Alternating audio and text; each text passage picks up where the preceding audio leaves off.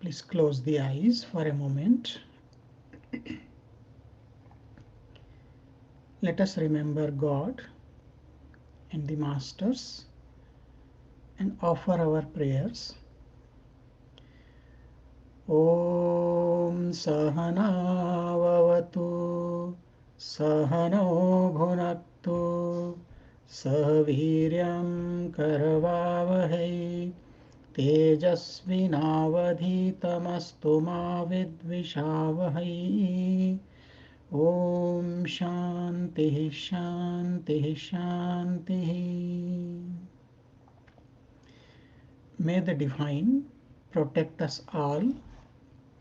May we enjoy food together. May we meditate and pray together. May we attain wisdom through our study and discussion. May there be no conflict among us.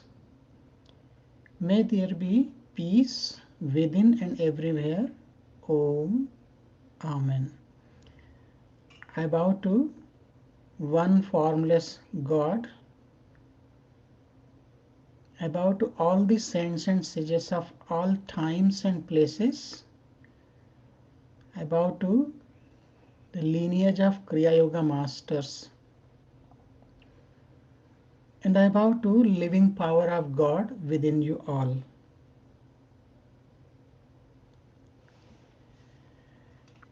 Good evening and welcome to this series of lectures on the topic components of Kriya Yoga.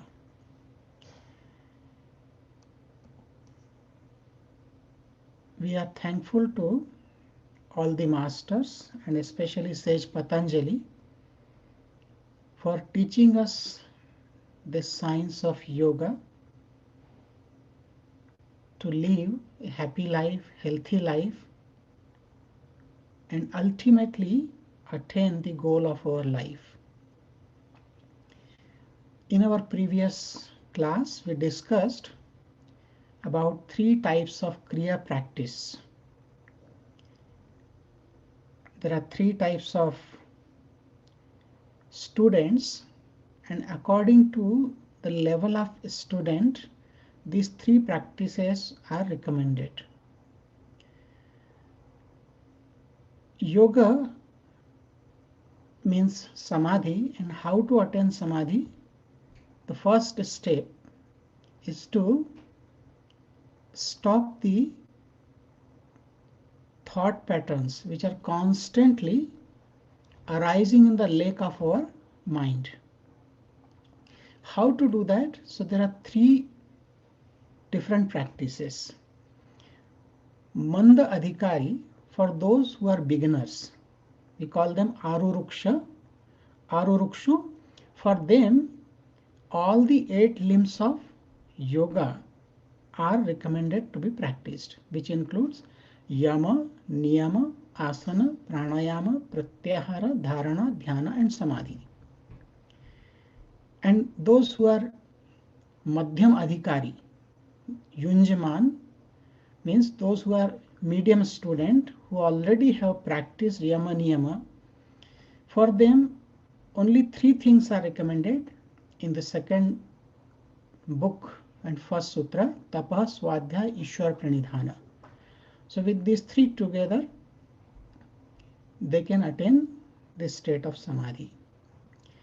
And those who are very advanced students, Uttama Adhikari, Yoga Rudha, for them only Abhyasa and Vairagya is recommended. Abhyas means regular practice, Vairagya is detachment towards the fruit of action. Today we'll discuss a little bit more about the 8 limbs of yoga. Sage Patanjali has mentioned in the second book, sutra number 30. Tatra ahimsa satya asteya brahmacharya aparigraha yamaha. So he mentions about the 5 yamas. Yama means some self-discipline, And yama is related to myself and others. When I live in society, how should I live? So for that, certain disciplines are mentioned which I need to practice, and they are known as yama. So these are the five. Ahimsa means non-violence, satya means truthfulness, asteya is non-stealing, brahmacharya is continence, and last one is aparigraha. Aparigraha means not to accept gift, or you can say non-possessiveness. So these are called yamas. Today we'll discuss a little bit more about these. First, yama is known as ahimsa. Ahimsa means harmlessness, non-violence, not to injure. Sage Vyasa has described non-violence or ahimsa as abstinence from injury, not causing pain to any living creature in any way or at any time. We should behave with all in love and kindness. Neither should we hurt or kill, nor let it be done by others. Means I will not do violence and I will not let it happen by others. So I'll stop it as per my capacity. Never approve violence, because sometimes we do not do violence ourselves, but we approve. If it is happening, we remain silent. This is approval of violence. Sometimes we instigate people to do violence, mentally or physically. We cannot do, but we instigate others. We try to push others to do violence. That is also not good, because indirectly we are not following this value of non-violence. One should also be free from fear. Out of fear, or in the false sense of self-defense, one accepts violence, and thus one should also be free from fear. It is said that when all fear, anxiety, and expectation disappear, tremendous energy and intelligence is manifested in one's life. A life of love eradicates the feeling of enmity towards others. And who are our enemies? Our real enemies are our own vices, which are present within us. So we have to follow non-violence in thoughts, words, and deeds. Sometimes violence we commit in group, and sometimes we commit it by ourselves. But in any case, mental, physical, or verbal violence is to be avoided for a sincere spiritual seeker. You'll ask that if someone as a soldier going and killing the enemies, is it not violence? Answer is no, because it is the duty of a soldier to kill the enemy and protect the country. So in that case, it is allowed. Another example, if a doctor is performing surgery, so he has to cut some part of the body, and it causes pain. But in this case, the intention of doctor is to save the life, not to cause you pain. So looking at the motto, looking at the motive of doctor, this is not violence, but this is allowed. However, you can read in detail about these values. Second value or second discipline of yama is satya. Satya means truthfulness. Being free from doubt and confusion, one should carefully speak the truth and avoid falsehood. Even in anger, fear, or humor, one should not speak a lie. Because sometimes out of humor we say something which is not true, but that also is not allowed. I remember one incident Guruji had told me a couple of years ago.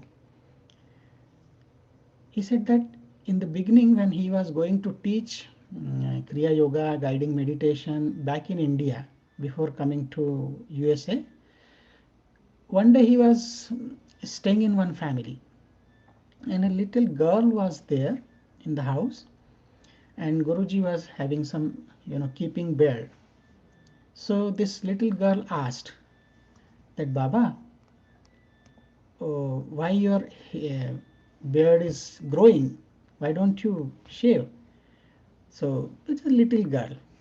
So Guruji just out of humor told, oh, I don't shave because um I don't have money. She was just making fun with little kids. She took it seriously. And next day, she brought from her piggy bank some coins and told, Baba, I have brought some money for you. You can buy a small razor and you can use it for your shaving. And then Guruji realized that out of humor he was telling, but this little girl took it seriously and it is not good. So it is said that even in humor, in anger, one should not speak lie. Knowing the modesty in language, one should avoid filthy talk. Every expression should be truthful, limited, clear, self-revealing, and from one's own experience.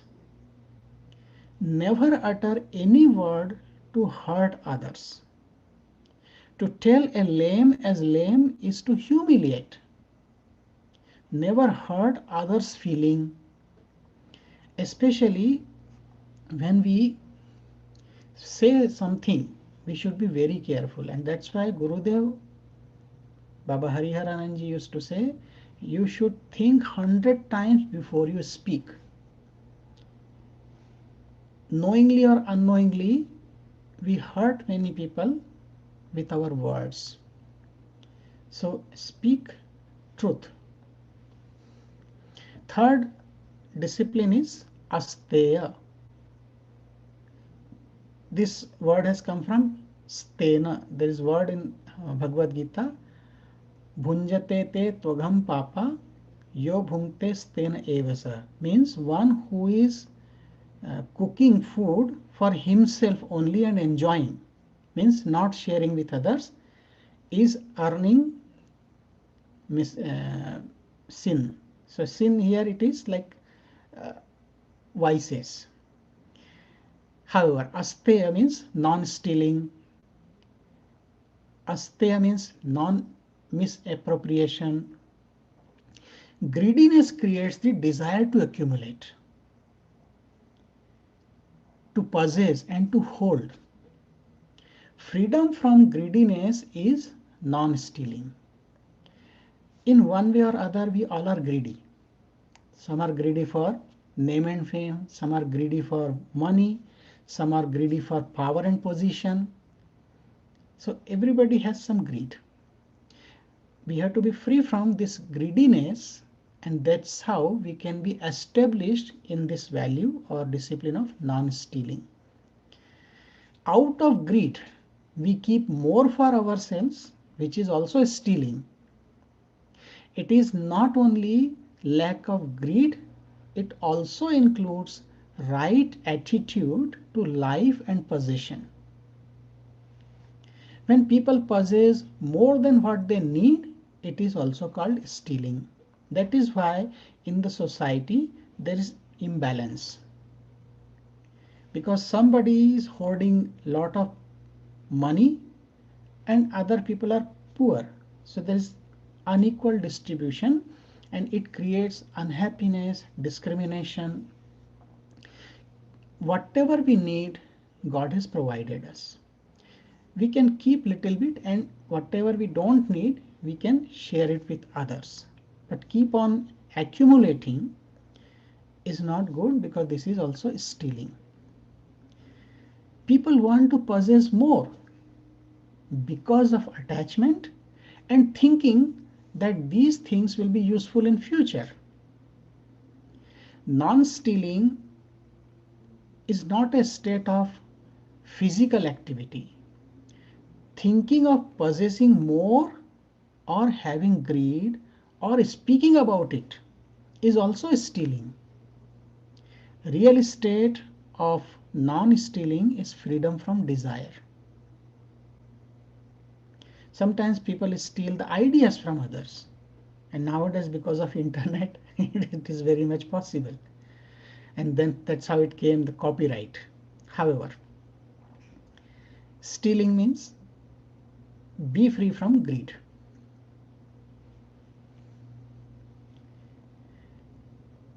Fourth value or discipline is brahmacharya, yama.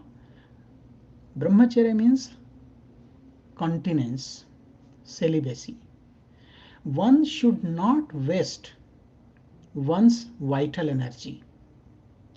One should keep one's mind free from the desires of sexual pleasures. Now, married people should live a life of moderation and should avoid physical union on auspicious days. Brahmacharya means to roam in Brahman, Brahme vicharati, Brahmachari. So Brahmacharya means to roam in Brahman, who is formless God. So what is the meaning? To remain in God consciousness is Brahmacharya.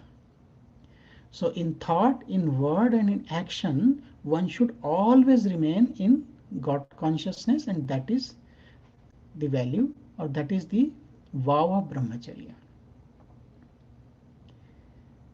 The fifth one is aparigraha. A means not, parigraha means to possess, to collect,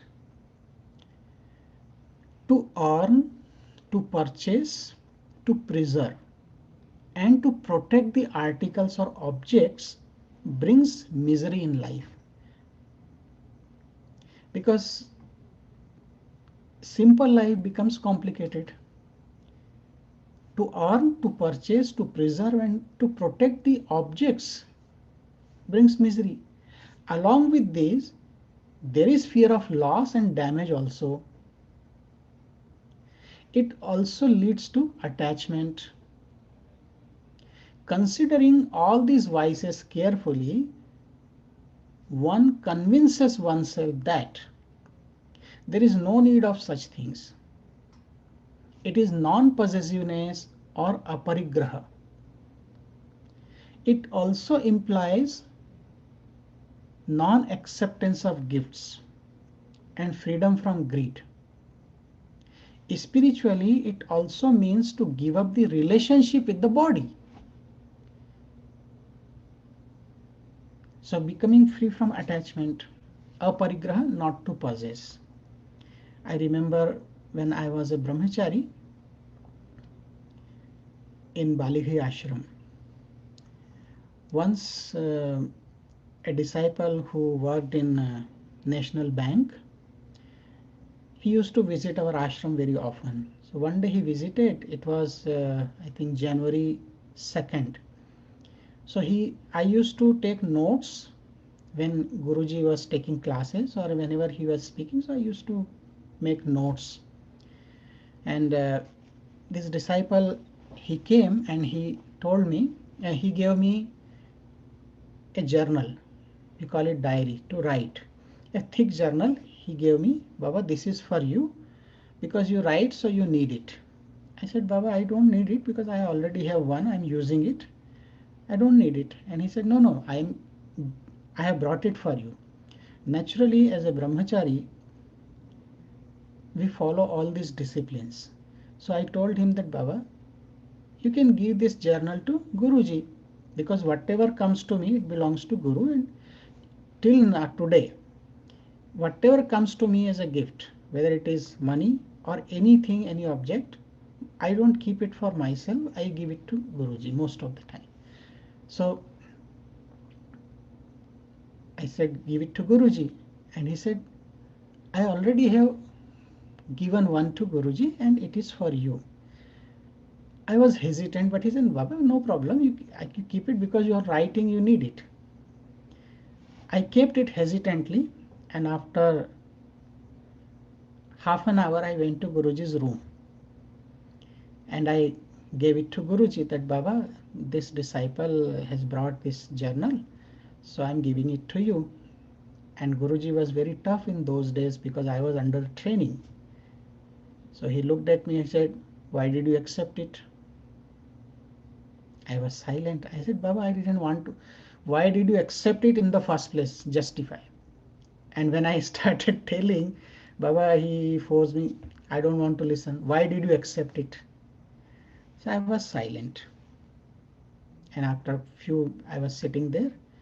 After a couple of minutes, he took the journal. After a couple of minutes, he took the journal, touched it on his forehead, and then he gave it to me back. And he said, now you can use it. So it has two meanings. Non-stealing, aparigraha, not to collect, not to accept gifts. So he was teaching that value, that if you don't need, you don't accept it. And only when Guru is giving, you can accept it. So whatever comes from Guru's hand is blessing. So as a brahmachari, as a monk, you ask your Guru whatever you need, Guru will provide you. However, so non-possessiveness or aparigraha. So in this way, Guruji has taught me all these different disciplines in many ways. What happens when we follow these yamas and we are established in these values or disciplines? So what happens, we can understand from this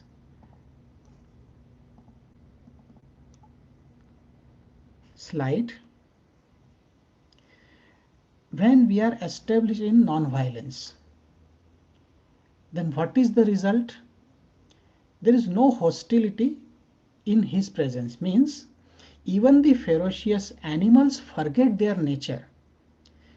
You might have heard the stories or read the stories that in the hermitage of a sage, there was a little pond. A tiger was coming to drink water. At the same time, a cow is drinking water, and there is no hostility. They were just like friends. And why it happened? Because the sage who is living in that hermitage is established in non-violence. So because of his value, he could create that environment where nobody will have any thought of violence. When we are established in truthfulness, remember all these values have to be followed in three ways: mental, physical, and in our action. Mental, vocal, and physical. When we are established in truthfulness, then what is the result? Whatever a person speaks, it will come true. You might have come across some saints or sages. When they say something, it will definitely happen. When they bless, it will happen. The third discipline or yama is non-stealing. So when we are established in this non-stealing discipline, then what will happen? All the riches will flow towards him. Means a person does not need to think, but everything is provided. He becomes prosperous. Whereas in a worldly life, we have to put a lot of efforts for that. And fourth discipline is continence, brahmacharya. When a person is established in brahmacharya, then he attains great valor. And the fear of death is eliminated. One becomes free from fear of death, which is the greatest fear. And fifth one is aparigraha, non-possessiveness. When a person is established in non-possessiveness, then what is the result? That person gets the knowledge of previous births and future births as well. So he becomes Trikaladarshi, means he can know the past, present, or future of anyone. So these are the 5 yamas. I'll talk a little bit about the 5 niyamas. What are the 5 niyamas? Shaucha, Santosha, Tapah, Swadhyaya, Ishwar Pranidhanani Niyamaha.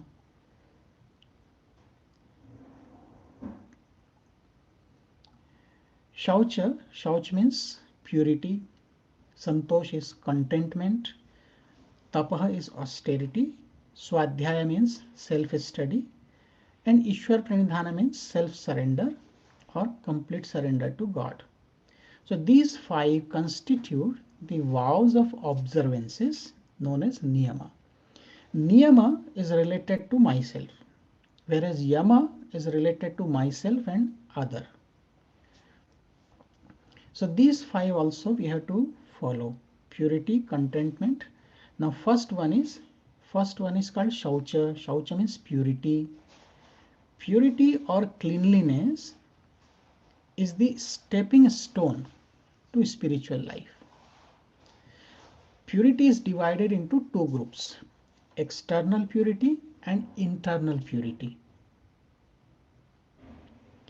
External purity includes purity of environment, to live in a peaceful surrounding and a clean house, to wear clean clothes and eating healthy. Pure food helps promote a joyful and peaceful living. It also includes having clean water, clean air, clean earth, and other such cleanliness. So this is external purity. External purity also implies cleaning of the body with water. Then second purity is known as inner purity. So inner purity implies cleaning inner dirtiness such as anger, ego, pride, and such states. So whatever inner shortcomings or weaknesses we have in the form of vices, to clean them, that is inner purity. External purity and inner purity, they are closely connected. First we begin with external purity. That is why when we meditate, we sit in a clean place, we keep the house clean. Remember, it is easy to clean externally, but to clean the mind is not so easy, and for that we have to practice a lot of pranayama technique and meditation. The second niyama is known as santosha. Santosha means contentment. Contentment is a state of mind. It is an attitude. It is an approach to positive living that keeps people happy and satisfied. In such lifestyle, one is able to avoid unhappiness and insecurity to remain peaceful. Contentment is a state of equipoise in every situation. The ordinary human mind is reactive and irritable and ruins the satisfaction gained from the activities and joy of life. In Bhagavad Gita, it is said, Santushtah Satatam Yogi. A yogi should always be content or satisfied with his own lot of life. Whatever God has given, be satisfied. It does not mean that you will not try for your progress. That okay, wherever I am happy. Be satisfied with whatever God has given, but never be satisfied with your sadhana. Okay, be clear that in terms of sadhana, your spiritual practice, don't be content. Otherwise, you will not progress. So contentment here does not mean that you should not be ambitious. Rather, you must be ambitious, do your duty, put your effort, and then whatever comes, be satisfied with that because it is in the hands of God. Santosha. Then third niyama is tapaha. We have already discussed tapaha. Tapa means austerity, self-purification, or penance. It is said that there is no substitute to hard work. The path of yoga requires continuous sincere effort. Tapaha is the practice of doing difficult things to mortify the body for the purpose of cultivating discipline and tolerance. Some people sit with their hands up in the air and meditate for a long period of time. But others sit around fire under the sun during the hot summer and meditate. There is a practice in Hatha Yoga or in other path which is known as Panchagni Sadhana. Means the meditator sits in the middle of the fire, so under the circle of fire, and inside the circle of fire, and then there is fire from the top in scorching sun. So it is to mortify the body, but purpose is to go beyond body consciousness. That's why this kind of penance people do. Some people sit in cold water in the winter and torture the body to rise above the feelings of heat and cold. So tapaha is harmonious breathing to keep the body in harmony with temperature and other metabolism. So this is yogic meaning. Tapa means breath regulation, which is part of Kriya Yoga. Then fourth vow or niyama is Swadhyaya. Swadhyaya means self-study. Swadhyaya means living in good company and reading scriptures or holy books that lead to liberation. Swadhyaya includes the chanting of mantras. As we discussed before, Swa means self, Adhyaya means study or inquiry, self-inquiry. Swadhyaya is also self-inquiry to gain self-knowledge or to experience one's true nature. Then fifth niyama is Ishwar Pranidhana, means surrender to God. Love for God. Establishing a strong bond or relationship with God to live with God consciousness and prayer, and to offer all activities including the body to God.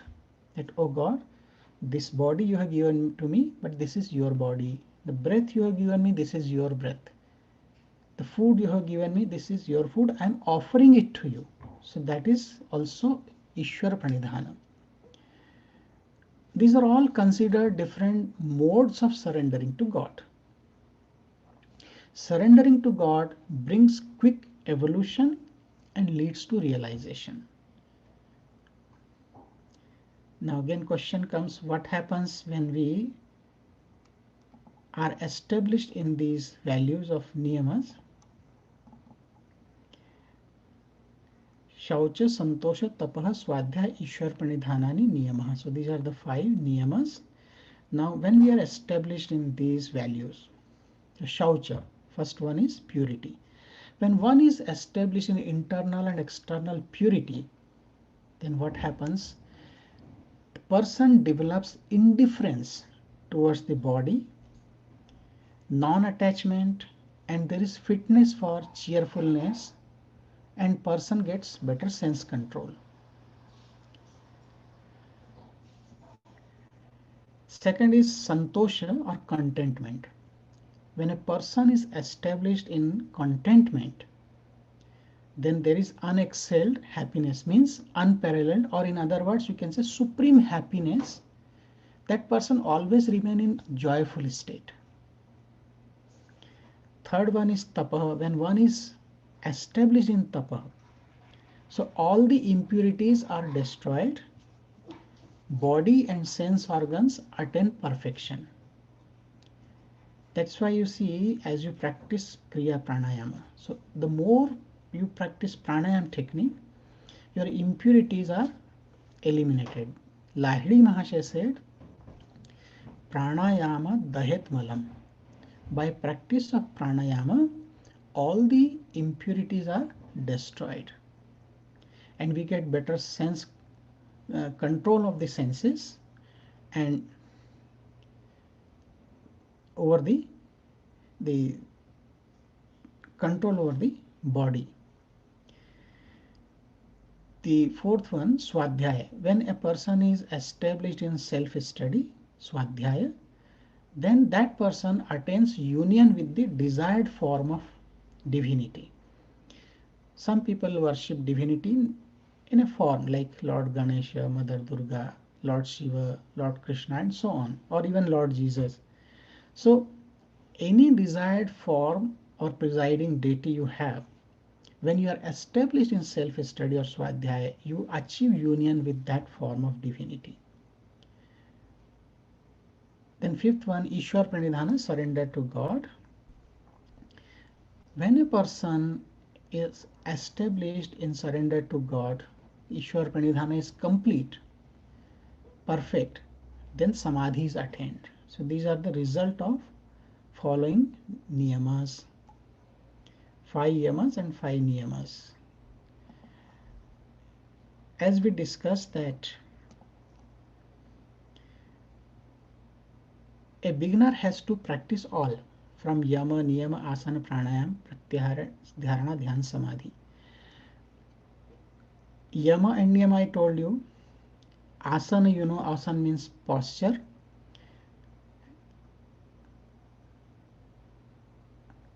Pranayama, pranayam, you know, the breath control. Dharana means concentration. Dhyana, and then dhyana means meditation. Samadhi, realization. Except yama and niyama, all the 6 limbs are part of your kriya techniques, which I am not going to tell in detail at present. And for the medium seeker, tapaha, swadhyaya, ishwar pranidhana, all 3 must be practiced together. And for advanced seeker, only constant practice and detachment to fruits of action, abhyasa and vairagya, are enough. Many times people ask the question that how can I progress more? Or I'm feeling that I'm not progressing even if I'm practicing. Sometimes people complain that I do not have a conducive environment. My life partner is not supportive. Sometimes they said I'm not born in a spiritual family. Sometimes they have different obstacles in the family or in the society. So what are these factors which affect our success in sadhana? I'll talk about that. In the Yoga Sutra, Brahmarshi Satyadeva has given a beautiful explanation about these 6 factors which affect our sadhana. And those who are fortunate, they have all these 6 factors in their favor. So what are these? I'll give a little bit idea. First one is Akshuna Swasthya. Akshuna Swasthya means good health. Good health, good physical and mental health is the must for realization. Because if our body or mind is suffering, it is very difficult to continue the practice for a long period of time. So keep body healthy, keep your mind happy. If you get Akshuna Swasthya, good health, this is the best situation. So it is favorable. Second is known as Daridrata evam Rina Shunya Jivan. Daridrata means poverty, and Rina Shunya Jivan means there should be no loans or debts. Because if you have loans, you have debts, you have mortgage, you have to pay it first. If you don't pay now, then in the next life you have to come back and pay with interest. If you don't have any loans or debts, then it is very favorable situation for progressing in sadhana. So if you have it, fine. If you have loans, try to get rid of that slowly and be free from that. Third condition which is very conducive is Sadguru Sanidhya Labha. Sadguru Sanidhya Labha means guidance of a good guru.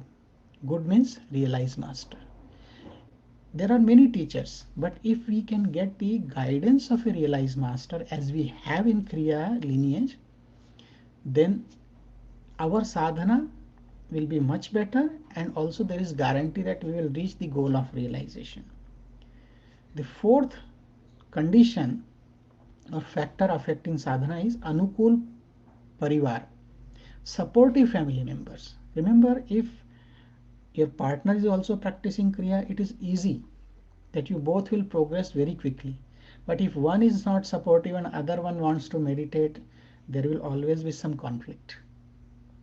There is some sense of insecurity, sense of negligence or ignorance, or many factors come, as you know about better than me. But it creates little conflict and problem. But if family members are supportive, then you will progress easily. In my case, my parents supported me from the childhood to be a monk. My sisters, they supported. My brother, everybody supported in my family, and two of my sisters are also monk with me. So it was very easy for me to follow this path from the beginning. However, fifth factor is Sthana Kala Anukulata, favorable time and place. Sometimes we have desire to practice, but the time is not favorable because of many other factors. We have to devote our time. Sometimes the place is not favorable. For example, because I was born in a family of priests, so naturally I got the spiritual practice from my father and so on. And then being born in India, it was very easy for me to find a master. The sixth factor is known as Dharana Rati Medha, sharp intellect. Suppose you have all these factors available with you. You have good family, you have supportive family, you have realized master, you have no loans, you also have good health, the time is good.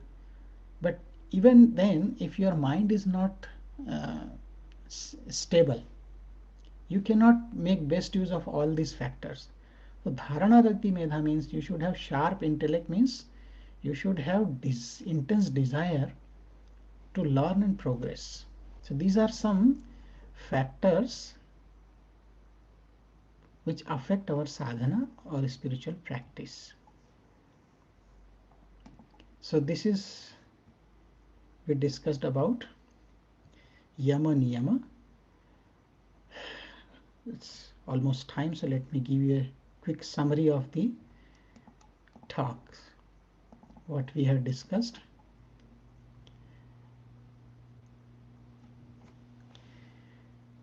To summarize this series, we discussed first the origin of Kriya Yoga. From Bhagavad Gita, I gave you the reference in the 4th chapter, 1st and 2nd verse. Then we discussed about the Kriya Yoga in various scriptures, at least 23, 24 references from ancient scriptures I had given you. Then we talked about the basic principle of Kriya Yoga. We also discussed meaning of word yoga in detail, and then definition of yoga from various scriptures. Then we also discussed about the subdivisions of yoga: Hatha Yoga, Karma Yoga, Jnana Yoga, Bhakti Yoga, Raja Yoga. So how they are correlated and to whom they are recommended. What type of student and what type of yoga is recommended. We discussed it. Then we discuss Ishwar, Tapaha, Swadhyay, Ishwar, Pranidhan, these three. the components of Kriya Yoga, and we discussed these three in detail.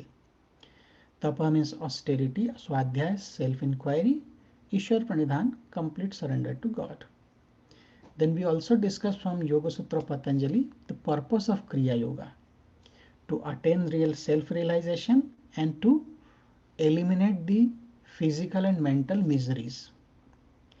Then we discuss the 8 limbs of yoga, and at the end today we discuss the means of meditation, 6 factors which affect our sadhana to make it favorable or difficult. If you want to know more about this topic we discussed, components of Kriya Yoga, some books written by Guruji are recommended here, which are like 10 commandments of yoga. You can find this yama and niyama in very much detail there. Yoga Pathway to Divine is a very good book for the seekers of yoga. And then best book, Yoga Sutra of Patanjali. You can find the commentary by Guruji in metaphorical way and also in terms of Kriya Yoga. There are many different commentaries are available, but the way Guruji has explained Yoga Sutra is unique. And if you want a little more detail and you have time, then there is DVD set of 3 volumes of Yoga Sutra Patanjali, which Guruji has taught in one of the residential brahmachari training course in very much detail. And if you want to know or read more about Kriya Yoga only, then Gurudev Baba Hariharananji. So his teachings are in these books, Kriya Yoga, the soul, science of soul culture. Then the science of Kriya Yoga. Third is dimensions of Kriya Yoga. Fourth is essence of Kriya Yoga. And fifth book is a collection of instructions of Kriya Yoga. So whatever Gurudev had taught, this is all available in these books. You can refer and find more details. And this is about the topic. Last time somebody had asked about a question was that what is unparalleled, what is unexcelled happiness? Unexcelled means unparalleled or outstanding or supreme happiness. One person had asked a question that is Kriya Yoga original and authentic as taught by Babaji? Who will certify it? It is like a question that a person is asking everybody, who is my mother? Who can tell the truth?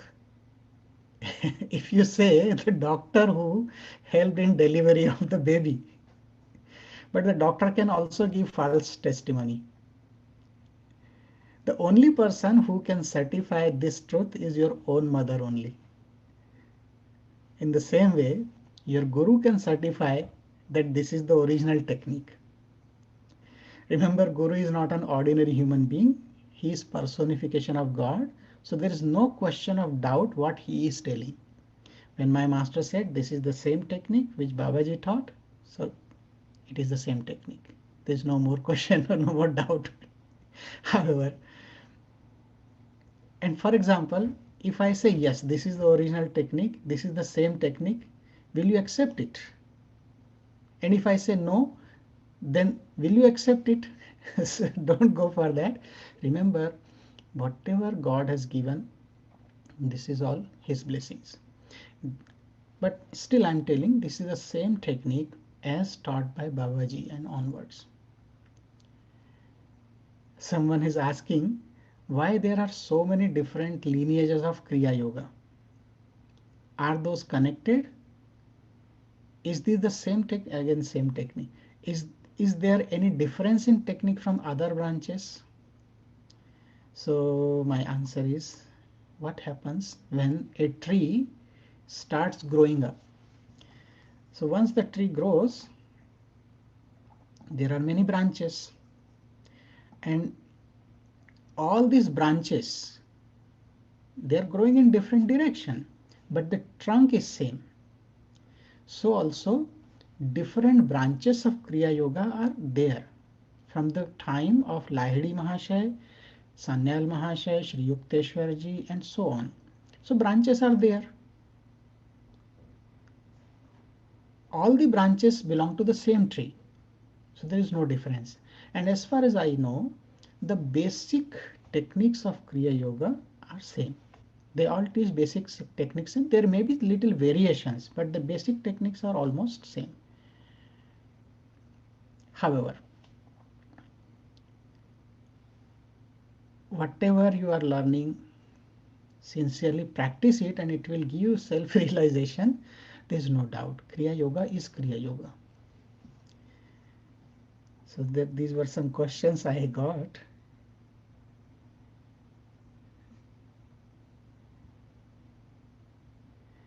Another question I have here.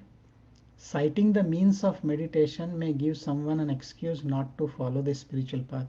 How to address that? The spiritual path is not for the lazy people.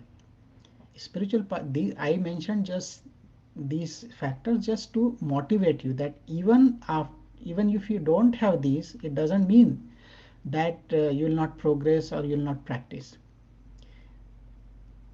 These are just general factors which helps us to progress a little faster. But even if they are not, are you not fortunate enough you got Kriya Yoga? Out of 7 billion people in the world, how many have got this opportunity to learn and practice? So practice whatever you have.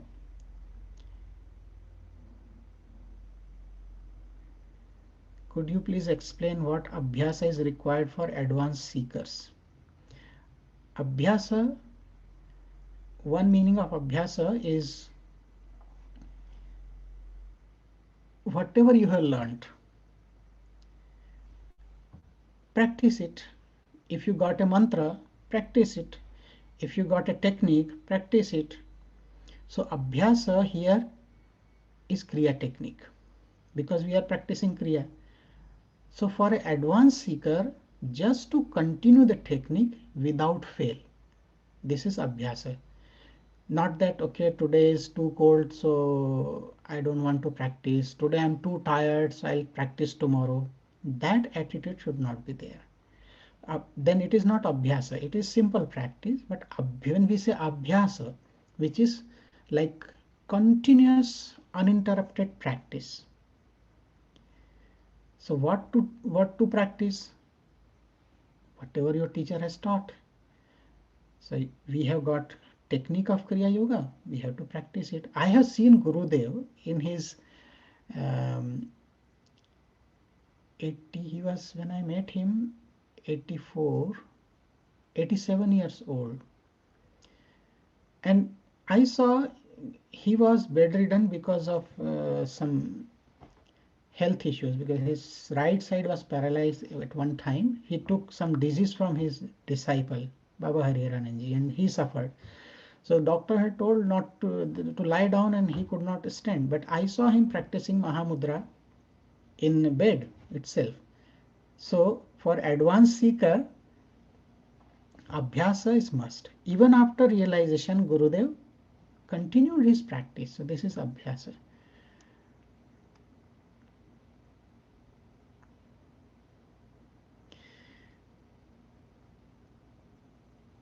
How can one deal with past mistakes in thought, processes, and actions?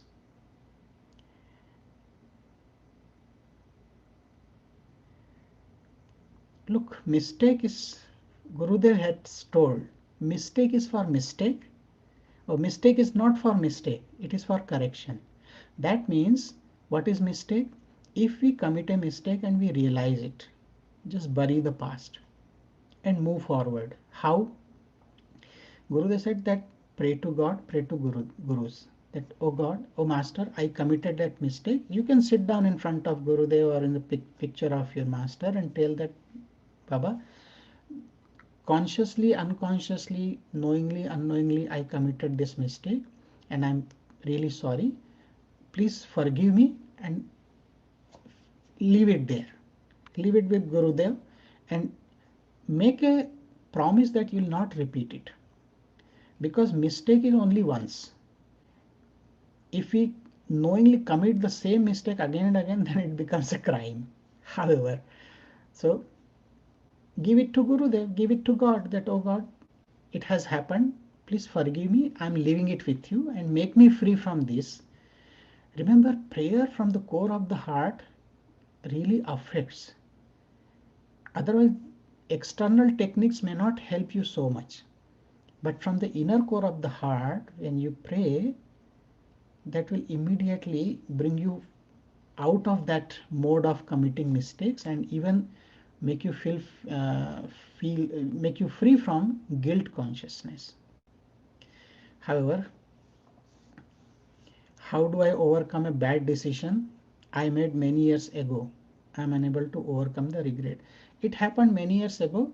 So again, it happened. Look, it is a past. So what happened in the past, it tells us, it is helpful for uh, you can say it gives us some experience. So take it as an experience that I had some bad experience, and in future I'll be careful. It is sometimes it happens that we take a decision and it has a great impact on our life and difficult to forget. But remember, life is to move forward. We cannot just get stuck at one place. We have to move. It is movement. Gurudev said that forget the past and look at the future. A good example Guruji had given many times, that when we drive the car, so in the car you can see there is also always a mirror, but we don't look into the back side. We always look while driving, we look at in the front side, in front of us. So that is the symbol that whatever is past, we should leave it behind.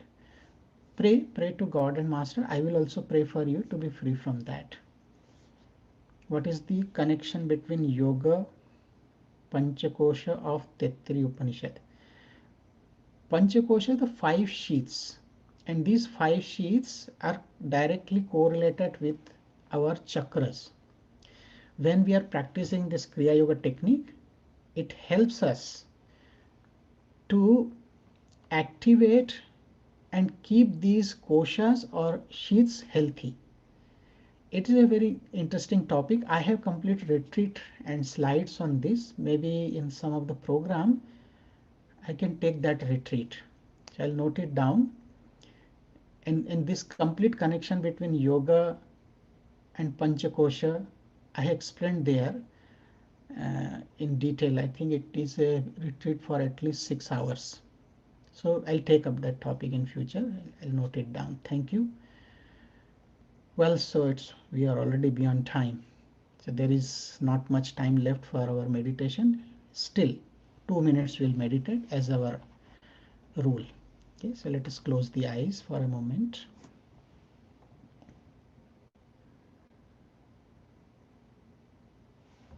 Concentrate in between the eyebrows. Keep your spine straight.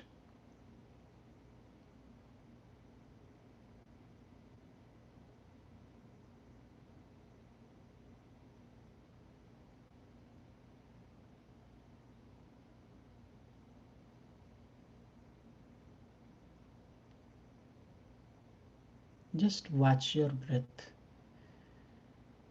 incoming and outgoing breath, but watch with love and feel. This is not my breath. This is breath of God.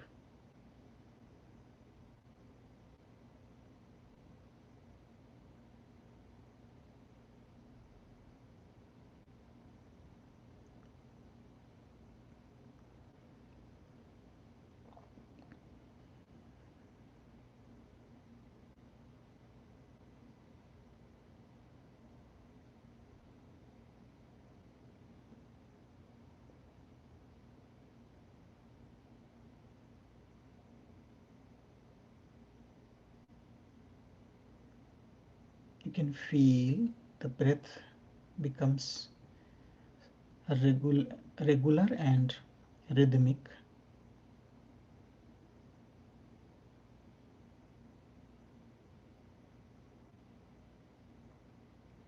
And silently remaining in the soul center, meditate for a minute.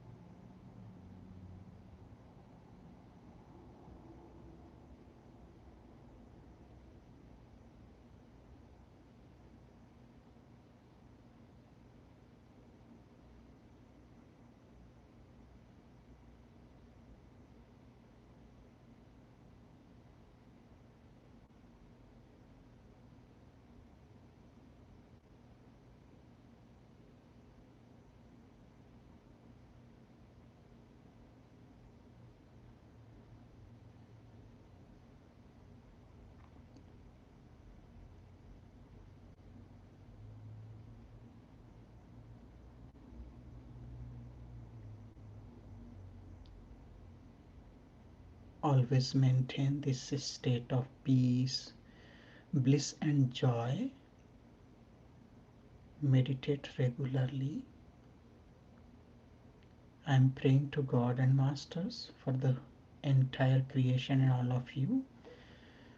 Om Sarve Bhavantu Sukhinah, Sarve Santu Niramayah, Sarve Bhadrani Pashyantu, Ma Kaschid Dukkha Bhavet. Om Shanti Shanti Shanti. May all become happy and healthy, loving, noble, and compassionate. May there be no suffering and sorrow. May there be more love, peace, harmony among us and in the entire creation. May the blessings of God and Masters be upon us all. Om. Amen. Thank you all for attending this series of lecture on components of Kriya Yoga. See you again sometime. Till then, meditate and be divine. Jai Guru.